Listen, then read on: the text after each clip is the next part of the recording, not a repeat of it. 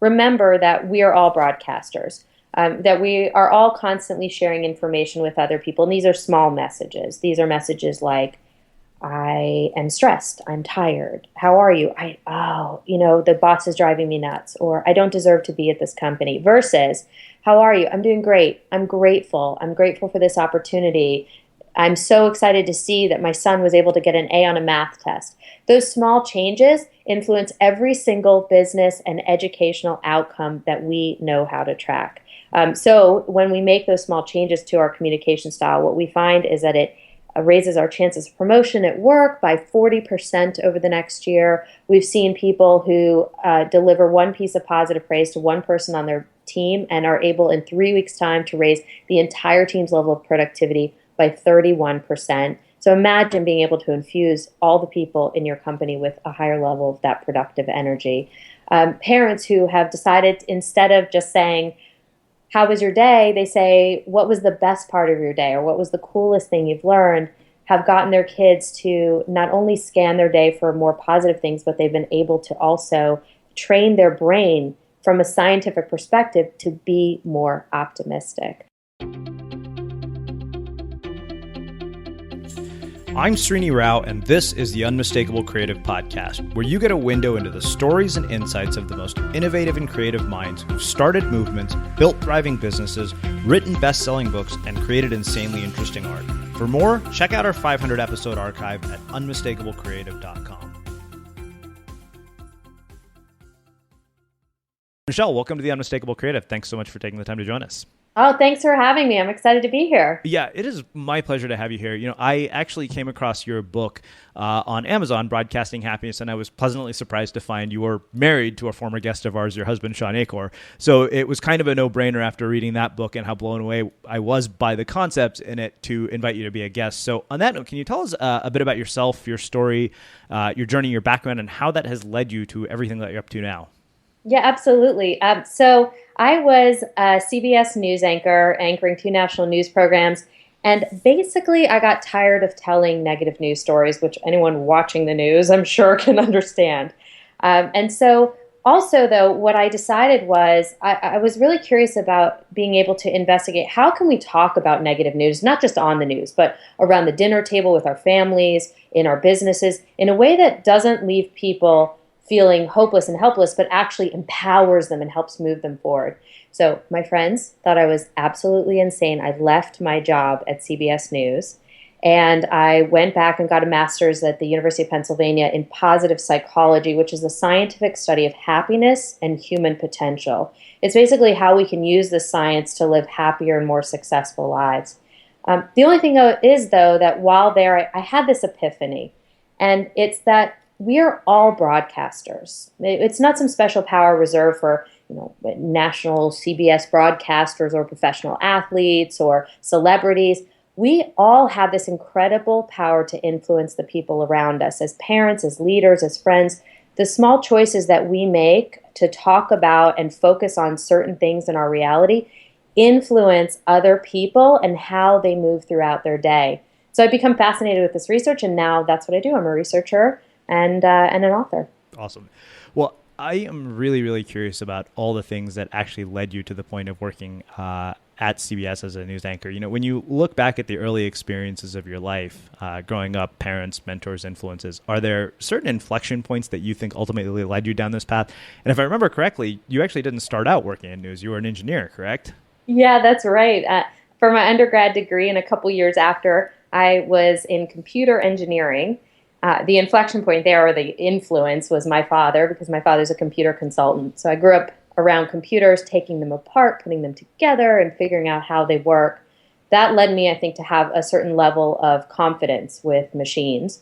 And so when it came time to pick a major, that's what I picked. I was always interested in math and science, and so for me it was a no-brainer. The thing is, though, that when I got out into the work world and I started writing codewiththis.com that I worked for, what I quickly came to see was that it wasn't necessarily the best fit for me, but moreover, I wanted to be a news anchor. There's something dreamy and amazing about that job. And so I packed my bags and I went out to California. There was a station that I wanted to work at called Channel 1 News. And I just poured my heart into it. I did everything I possibly could to get experience through internships and through, volunteering at cable stations that were in the smallest towns you could possibly find. And then finally got a break, ended up in El Paso, then worked my way to Chicago, and then to CBS in New York. It's interesting because I look at where I've ended up. I'm going to get to be an author, much like yourself, in about 6 months. I have a book coming out. But I look back at the earliest part of my life, and I think about all the moments like the one you had where you go from deciding you're a computer engineer to saying, you know what, I want to go be a news anchor, that I missed or never even thought about at those moments, thinking I was stuck in the current situation that I was in. And I'm wondering why you think people miss moments like that in your life, and what do you think it is about you that enabled you to make that kind of a leap? There are moments that are incredibly meaningful, but at the time, because we don't have the other pieces of the story, I think we sometimes miss that meaning.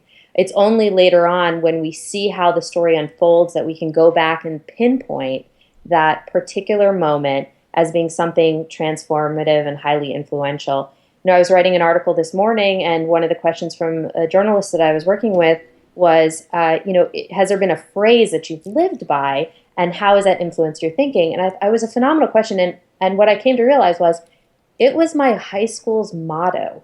And I really didn't think about it very much about this through the time in high school, but it's definitely influenced me. And the motto was, find a way or make one. And what I love about that is that, think about, if you're an engineer, what's the most important thing you're doing? You're problem solving, you're being resourceful to fix issues, right? Find a way or make one. As a journalist, to tell the story, if you can't get to the person you need, then you need to find somebody else. Find a way or make one. It's really what I've lived my life by, but it's been often unconscious. It wasn't until now I'm like celebrating my 20th high school reunion this spring that it's kind of all gelling together, and I see the way that it's been embedded in my life. That's funny because that's exactly what I wanted to ask you about, specifically how the background that you brought from engineering and computer science influenced and shaped the work you did as a reporter and the way you told stories. I'm curious, like what lessons did you bring from that in addition to the idea of finding a way and making one? Well, when I first started reporting, I had a big learning curve, to put it nicely. I had a lot to learn. And most of it was about understanding the parts of the story that are most meaningful, most important to share. Especially as a journalist on TV, you get limited time. So you have to pick the stuff that's going to emotionally grab somebody, and then also the information that they can use to help better their lives. So weaving that in with the stories and the interviews, it was a fascinating journey. I think where the engineering helped me was because I learned to be resourceful. I had this a line of thinking that said, okay, I'm not going to give up. If I haven't found what I needed, I'm going to Google this or talk to this person, and you just keep going one foot in front of the other. And ultimately, I credit that thinking with giving me some pretty big breaks on stories and finding the right people that I needed to talk to. So 2 questions come from that. The other day I was listening to Tim Ferriss speak with a guy named Cal Fussman, who is apparently just this master interviewer. And one of the things he said is you go for the heart first before you go for the head. And that's how you get to the emotional thread in any story. And, given your perspective and your background, I'm wondering, one, how you do that and how you get there faster, because it's an incredibly selfish question. Given what I do, I'm curious about it. Well, I'll give you a great example that now I've begun using in the talks that I give at companies across the globe. If I talk about this concept of the power lead, about starting off conversations by saying something positive and meaningful, and how that can positively change the trajectory of the conversation, that's a lot of information that might not maybe necessarily directly connect with somebody.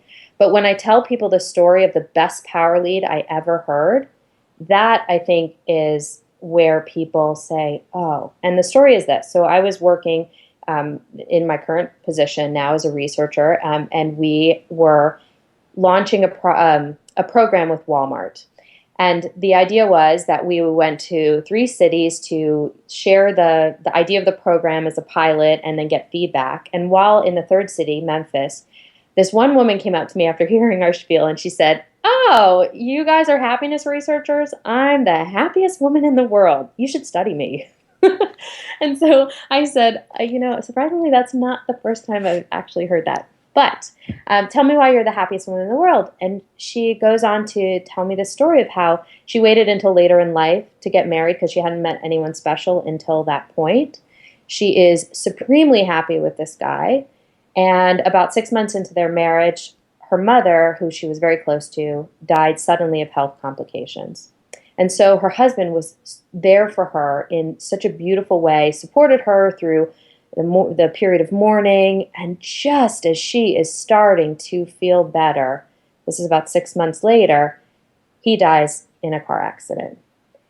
And so I'm looking at her thinking, you're the happiest woman in the world with this story. I'm sorry, these two things are not, gelling. I don't understand. And can you tell me more? And what I came to realize was that she had every morning decided that she was going to consciously make the choice to be happy. She went through a period of mourning for her husband, but at the end of that, she said, okay, now I need to move on with my life in a positive way that's not only good for me, but good for the people around us. So I talked to the people around her colleagues and coworkers at Walmart. She was the type of person that would come in and be in a good mood always, giving people high fives and supporting them and complimenting and praising other people. And her power lead, how she started off conversations was, "It's a great day. How are you?"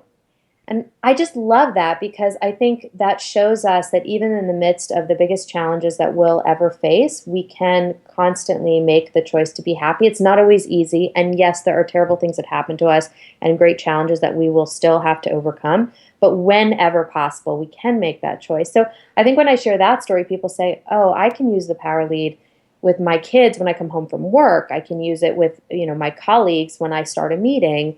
And that's when the real transformation begins. Yeah, well, it's funny, as I told you, I mean, that one concept was what made me think, okay, I got to find Michelle and get her on the show, because the minute I heard that, I texted my business partner and said, listen, from now on, I want you to start meetings by saying what specific wins, because I know that the first thing I do when I started a meeting was, okay, these are all the things that need to get done. These are all the problems that need to be solved. And I was amazed at how different it made the entire meeting just by that one thing. Yeah, my father, he just had an interview with somebody, and he was very excited about this potential opportunity. The guy jumps on the phone and says, "What's one of the biggest mistakes you've made in your career?" That's how he starts off the interview. My father was so taken aback, and caught off guard that he didn't even really know how to answer. And it makes us scan the world for all the negatives and problems going on, versus if we start with something positive, we jumpstart people's brains. We put it in those brains in a positive place where they're thinking of the successes, wins, resources, connections that they have with other people. And that is what turns on the brain to its highest potential. Well, I think that makes a perfect setup to spend the rest of our time getting deep into the work that you've done. Like I said, I mean, I was so blown away by the book because what blew me away was that I could immediately apply every one of these things in my life, and it didn't require going and meditating at an ashram in India for 7 months. I was like, wow, these are practical, useful pieces of advice. And so I'd love to do a deep dive into all of the concepts in the book, maybe explain what they are, and then follow them up with an example of each one. Sure, sounds great. Cool. So let's start right at the beginning. Okay. So overall, it's to remember that we are all broadcasters, that we are all constantly sharing information with other people. And these are small messages. These are messages like, I am stressed. I'm tired. How are you? The boss is driving me nuts, or I don't deserve to be at this company, versus, how are you? I'm doing great. I'm grateful. I'm grateful for this opportunity. I'm so excited to see that my son was able to get an A on a math test. Those small changes influence every single business and educational outcome that we know how to track. So when we make those small changes to our communication style, what we find is that it raises our chances of promotion at work by 40% over the next year. We've seen people who deliver one piece of positive praise to one person on their team and are able in 3 weeks' time to raise the entire team's level of productivity by 31%. So imagine being able to infuse all the people in your company with a higher level of that productive energy. Parents who have decided, instead of just saying, how was your day? They say, what was the best part of your day, or what was the coolest thing you've learned?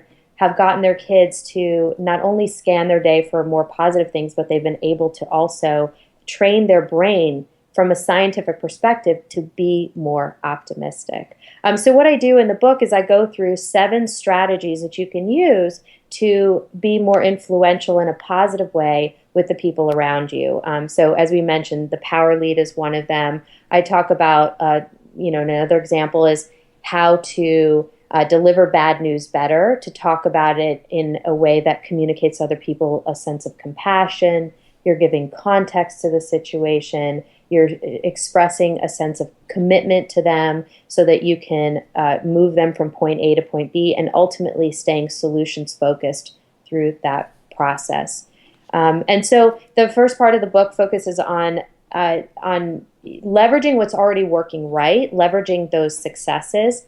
The second part of the book's more about when we're not feeling so positive, we're feeling kind of negative. How do you deal with that, right? How do you fact check your story to find a better story? How did you deliver that bad news that's inevitable in our businesses and in our families? And how do you ultimately overcome these challenges that seem to be reoccurring in our lives? And then the last one is, once you've got great positive habits and stories, how do you get them to go viral? How do you get them to spread in your organization or with your family? And we've had people applying it in all domains of their life. My favorite story recently was this guy who we were working with, he was one of our clients, decided to import some of these ideas to his house and with his family.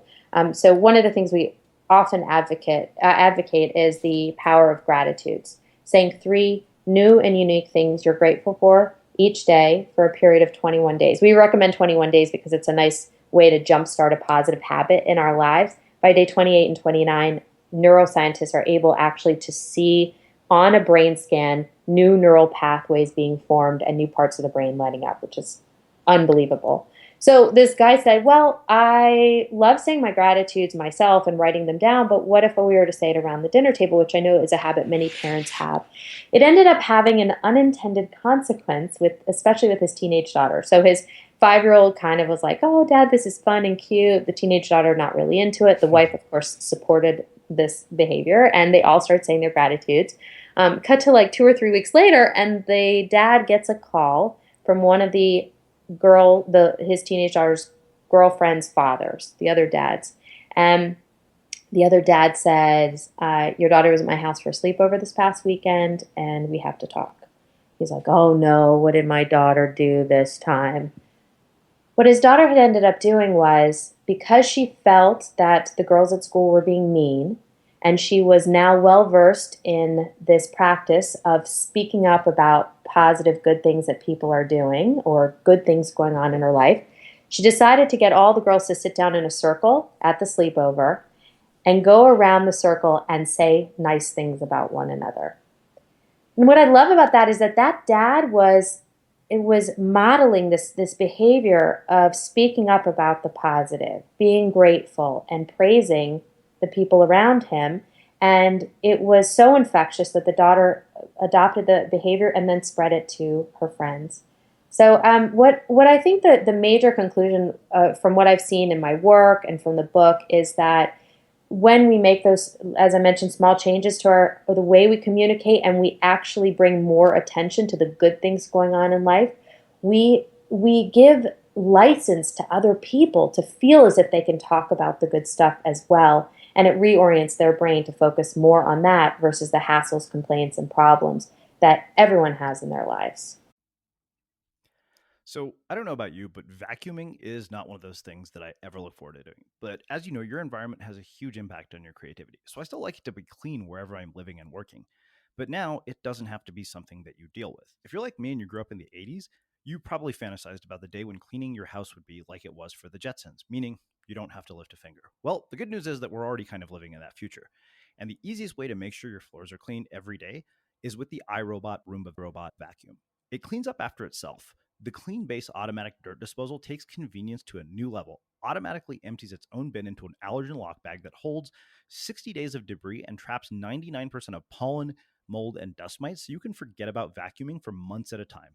Let the Roomba clean for you instead. It learns your home, finds dirt, and empties itself on its own. It's got powerful cleaning performance made effortless. Remember, if it's not from iRobot, it's not a Roomba. To learn more, go to irobot.com/unmistakable.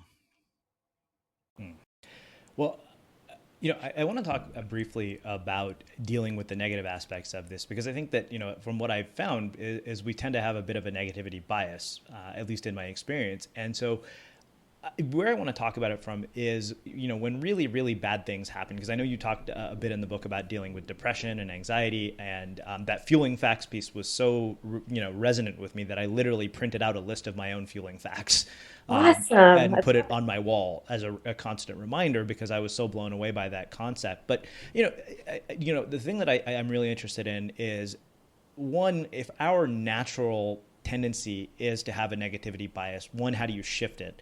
One bit at a time. And then, of course, how do you deal with this from the context of anxiety, depression, worry, and, of course, negative people in your life, which I realize are like 4 questions in one. That's okay. So I'll answer half of one and a piece of the other, and I think it'll all cobble together to something hopefully useful. Okay, so first of all, when I was in my mid-20s, I experienced a year-long bout with depression. And I realized depression is different for everybody. For me, I think part of the root cause was I was working. I got a job in London. I was so excited at the beginning of the year. But when I got there, because I was working from home and because I had no friends, I was socially isolated. And that doesn't work for me. My personality is, in general, very outgoing. And so I think I thrive on the energy of connecting with other people, as most people do. But so anyway, I got to the point where I knew that I was at an inflection point. I was either going to do something about this and hopefully get better, or I was just going to stay languishing and having these anxious, depressed feelings for a long, long time to come. And so the 2 things that helped me, exercise was incredibly transformative, but not for the reasons that a lot of people often think. Yes, I got a boost of serotonin and those other endorphins.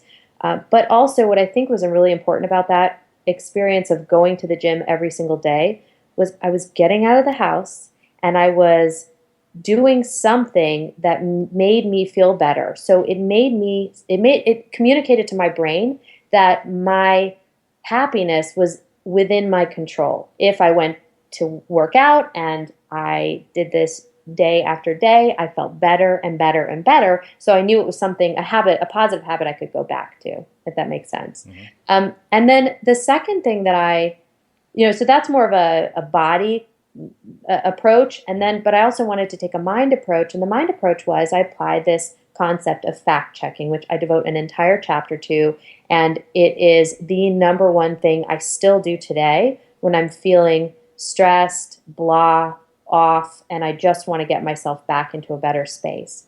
Fact checking is the idea that there are stories that we have come up with in our lives that either work for us or against us. And if it's not working for us, we can fact check this story to find one that actually fuels us in a different way. And I'll give you a concrete example. Oftentimes people are stressed with their deadline and they'll say, I'm never going to finish this project in time. Well, of course not. I'm totally overloaded with work. I'm exhausted. 3 of my colleagues are swamped, and I have my son's recital later this week. So, oh my gosh, I'm never going to finish this project in time.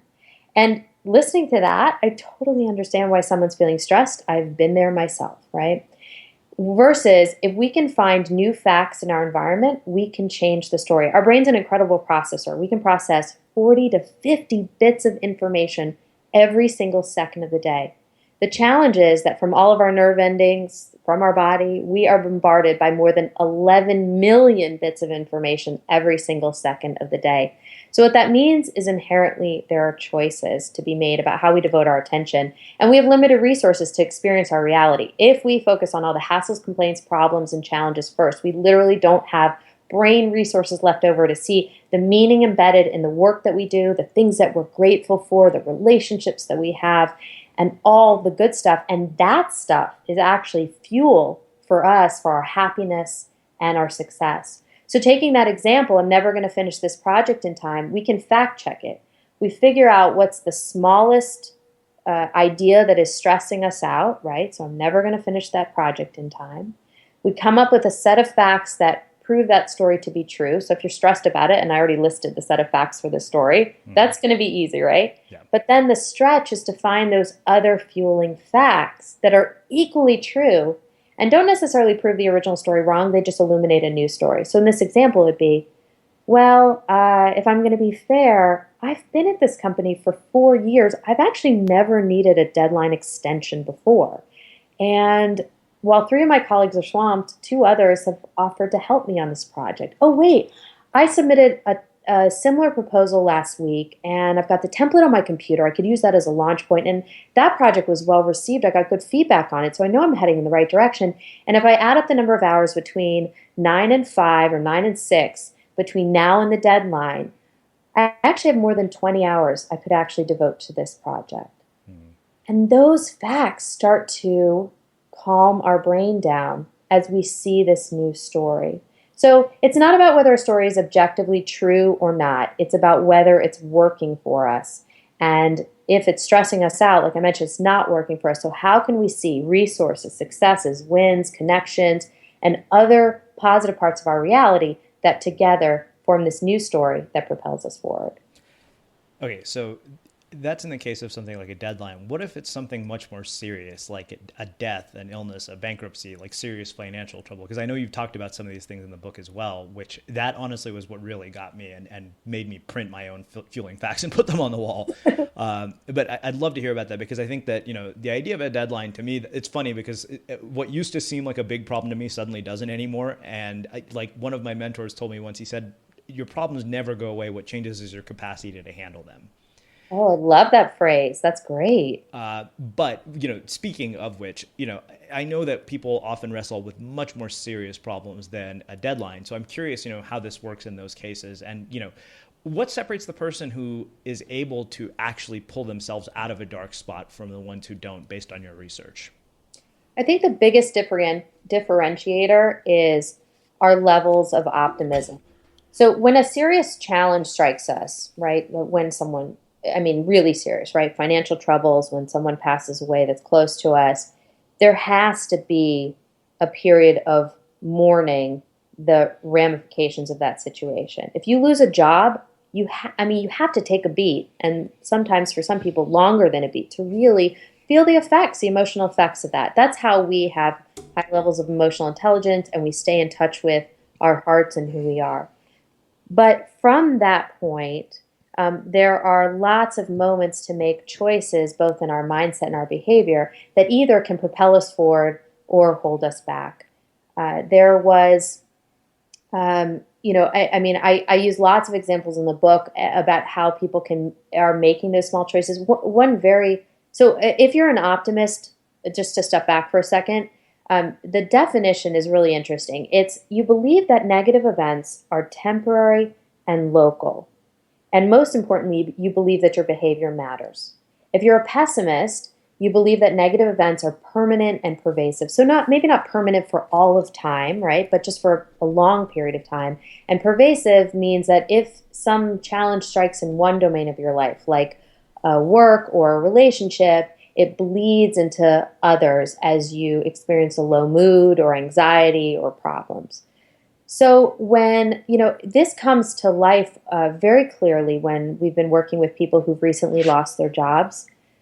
Both pessimists and optimists will mourn the experience, but because the optimist believes that this is a temporary and local event and that their behavior matters, they more quickly update their resume, jump on LinkedIn, reach out to former colleagues to see if there are opportunities. The pessimist will get around to those opportunity or those behaviors, but it just takes a lot longer because of how they process the challenge. Now, I think obviously death is a different ballpark, a different ball game. but it's even with, the woman that we met from Walmart, Sharon. She said, this is a constant choice. I constantly have to choose to see the parts of my reality, and these are my words, not hers, but that will connect me to the people around me, will help me feel happy in the midst of the fact that I'm never going to see two of the most important people in my life ever again. But, she said to me, I just have to think, what would they want for me? What would my mother and my husband want for me? They wouldn't want for me to wallow and be sad for the rest of my life. They would want me to beautifully remember them, but also constantly choose happiness because I have the opportunity to be alive right now and to experience my life. It's interesting because it sounds to me like you're talking about people who have a difference between an external and an internal locus of control when you describe an optimist versus a pessimist. And I'm curious, is it possible to make a shift from being one type of person to another? Yeah, so it's not written in stone.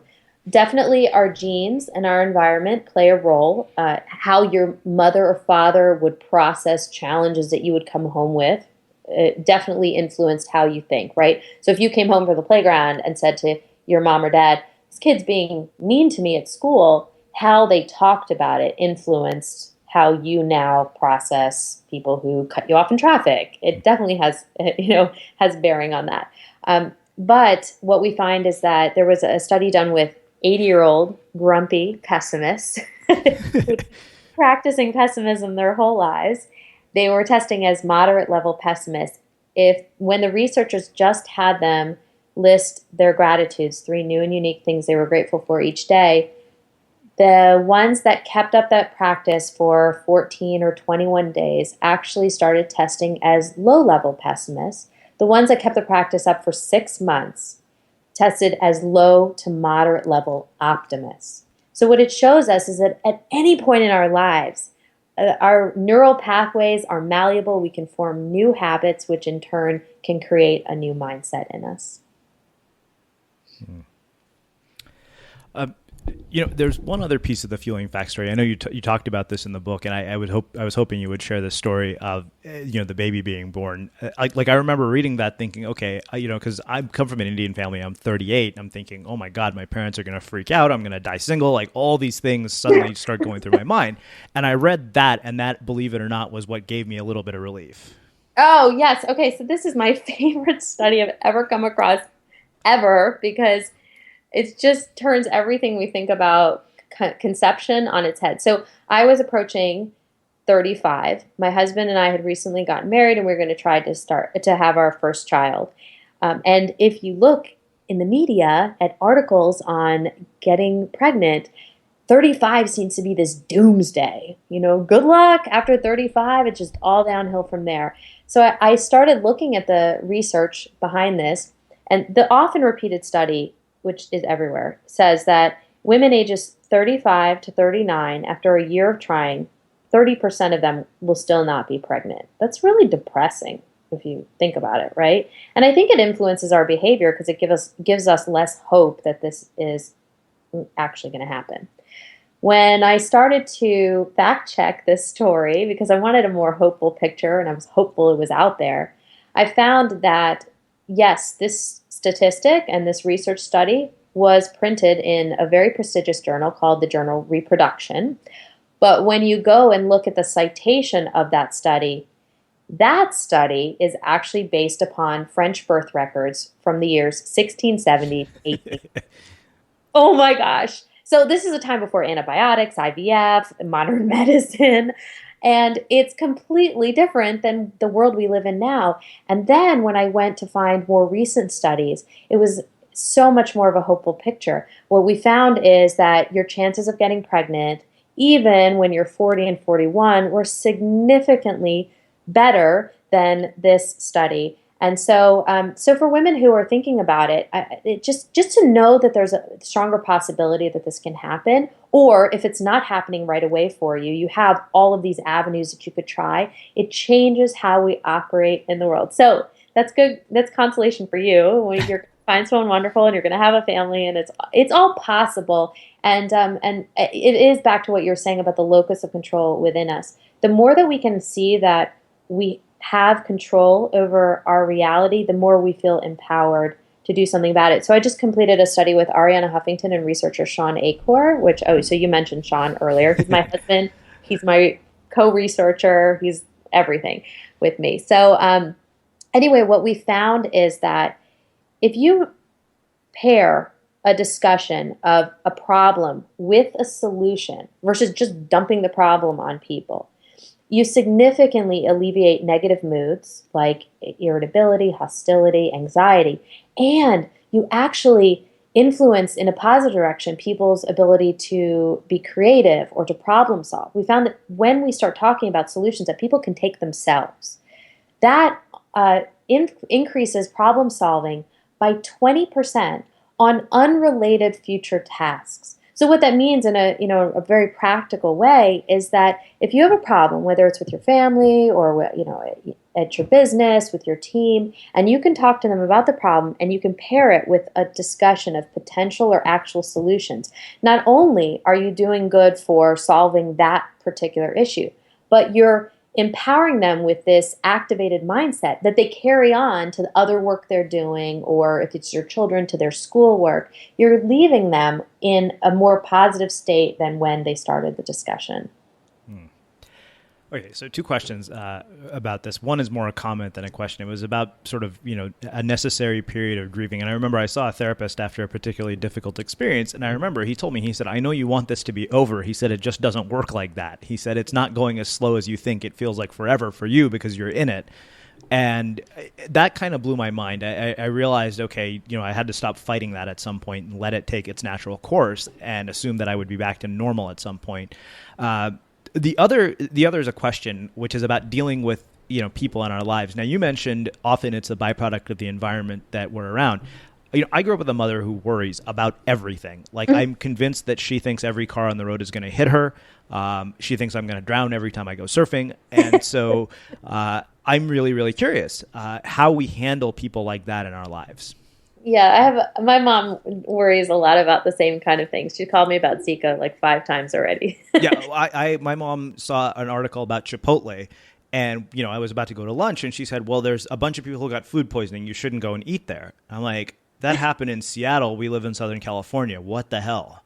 I know. Now it's funny though, being a mom, because we have a 2-year-old Leo, and I'm starting to understand that mindset more and more. So it's been interesting. But yes, my mom does the same thing. So I think the best thing to do with people like that is understand where they're coming from when they're trying to relay that information. Like, your mom's coming from a really loving place, right? She's worried about you and she just wants you to be in the know about stuff going on. My mom too. And I think what it does is it lessens the annoyance factor of Right. the whole thing,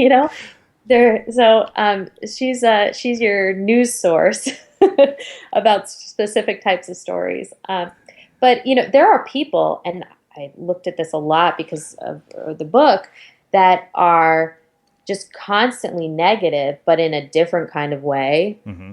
Complaining about things, telling you all the terrible gossip at the office or stuff they heard about a friend. And that kind of behavior is actually very toxic, not only for them, but for us as well. And that's something where I think if we may take a more proactive approach to our relationship with them, that can be really beneficial, both for us and them, because if we can change how we react to those people and their negativity, it creates a more positive feedback loop with them. So, I get a lot of people saying, well, what do I do with really negative people in my life? I just ran a Broadcasting Happiness e-class that we do every so often, and that was literally the number one question that people sent in. The biggest piece of advice I give, well, it's 2. One, it's okay to set boundaries. We think because sometimes we're working a cubicle next to somebody that we have to suffer through their bad mood, but we don't. And so for every way that we can set a boundary, it's okay to do it. I worked with this woman from Google. She's very funny and she's very positive. She says to me, so you can tell I'm very positive, and I swear I'm working next to the most negative person that we have at this company. And his cubicle was pretty close. And then we restructured and he got closer. And then we restructured again. And the guy is basically just about sitting in my lap. If we restructure anymore, I don't know what I'm going to do. But she said, I'm struggling on how to best handle him because he's negative, not only just in the things he says in meetings, but then he comes back to his desk and he huffs and puffs and he gets on the phone and I've got to hear these toxic phone conversations he's having with people. So we mapped out a strategy for her to reorient her desk in a different direction so he was out of line of sight. She started wearing noise-canceling headphones so she didn't have to hear his negativity. And when she did actually have to deal with him, she came up with a 2-minute drill, which is the idea that, in football, you have a 2-minute drill. It's how you're going to score that touchdown when you've only got 2 minutes on the clock. You practice and practice and practice this so you don't have to think about it when you're in that situation during the game. She mapped out a 2-minute drill, how I'm going to get in, say something nice, compliment him on something else, ask my question, get the information, and say one more nice thing and get out and keep it all under 2 minutes. She said when she started doing all that, what she found was that his power over her and her mood lessened because she was taking back control. But the other I think even more important thing is to realize that when we're faced with somebody who's being negative, negativity is merely expressed suffering. So when they're being negative, complaining about their lives, talking about how stressed out they are, or telling you about how bad the boss is today, and it's some new story, really what's going on inside them is they're suffering. And so ultimately what I think that does is that lessens their power as we start to feel a sense of compassion for them, that they're trapped in this story and they can't see in this moment the beauty that's actually exists at the same time that you have access to, but they seem not to in that instance. You may have just saved me and my mom a lot of fights. Your mom loves you to bits, I'm sure. One of the things I'm really interested in is, especially coming from the perspective of a journalist, and given the fact that people are listening to this on a podcast, what are the implications of all of this research for our media consumption habits? Oh, okay. So the other study that we just recently did with Arianna Huffington was we looked at the impact of just a few minutes of news on the brain. And what we found is this. If you begin your day with just 3 minutes of negative news, you have a 27% higher likelihood of reporting your day as unhappy 6 to 8 hours later. So what's significant about that is that negative mood and mindset that you might adopt in the morning stays with you through your time at work, through your time with your families. If we can make a small change to the news that we consume in a way that can fuel us, then that mindset can stay with us through that same amount of time. A lot of people will do what I call, they'll ostracize themselves. So this was really cute. My niece, one time I came over to her house and she says, I've been ostracized to my room all day. And I said, my husband who went to Harvard likes to rag on people who went to Yale. And he said, the fact that she uses big words is because her parents both went to Harvard. The fact that she misuses them is because they later went on to Yale.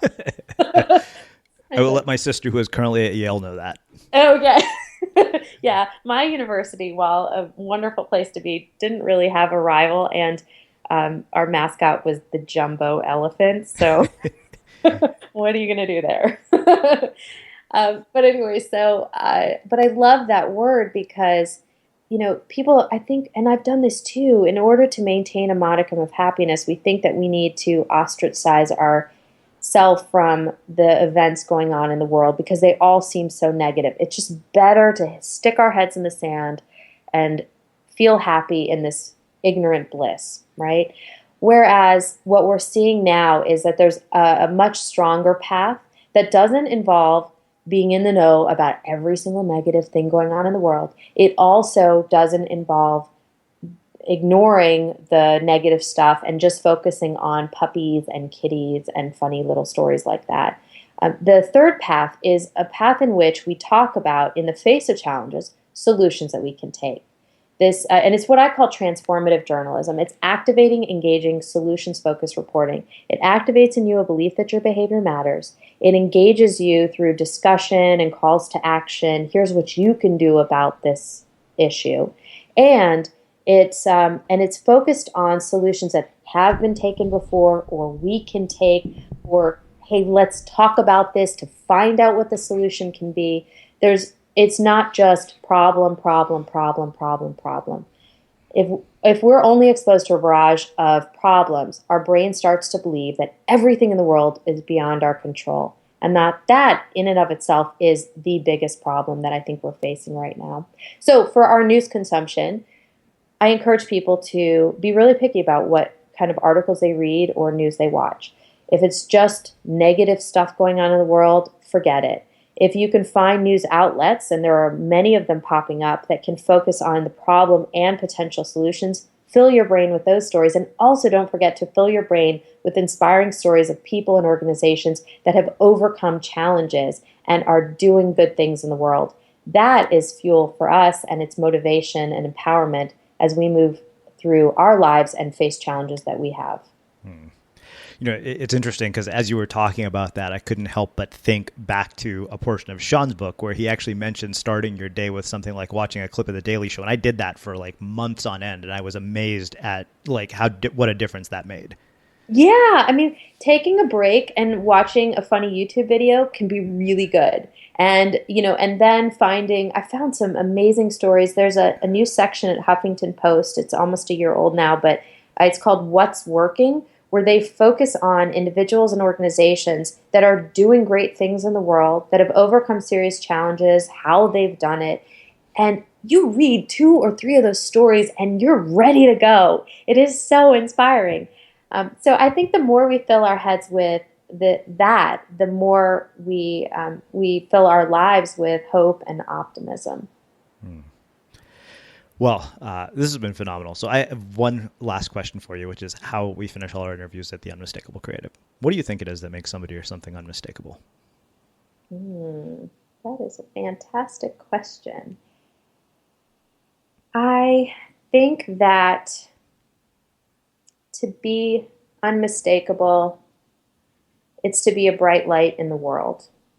It's someone who realizes that what they say matters, what they do matters, how they show up matters, and they don't squander that power. They see the responsibility that comes with it, and also the joy that can be created as a result of it for the people around us. We're such amazing fuel for other people, and so I think to be unmistakable in this world, I think that's where it all stems from.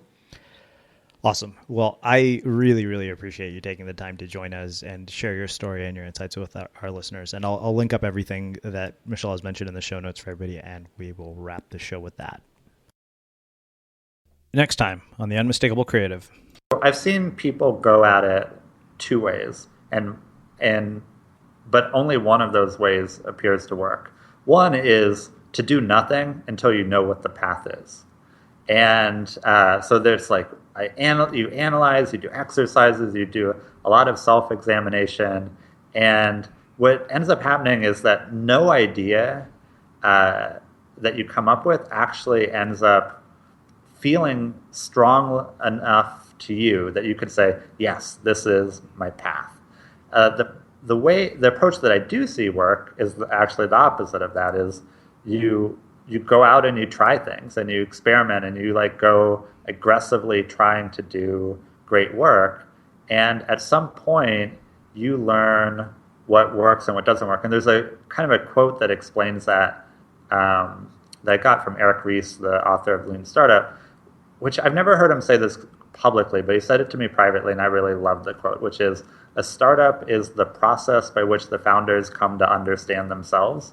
And I just thought that was such a great observation, that your path in life is not something that you come to intellectually. It's something that you feel all the way, to your core. And so you can't actually know it. You can only know it through experience. When you experience it, you'll say, oh, that is it. That is it. And so you see this in entrepreneurs where it's like you don't make decisions in your company based on what is the best possible outcome. You're constantly filtering it based on what are you interested in doing. Otherwise, we'd all be running like hedge funds or something. Mm-hmm. So it's like, by default, we've done major filtering just before day one, and so that's what I see mostly is you have to come at it from experience, and so the best thing you can do is really try a lot of things. Coach.me founder Tony Stubblebine joins us to talk about decoding human performance.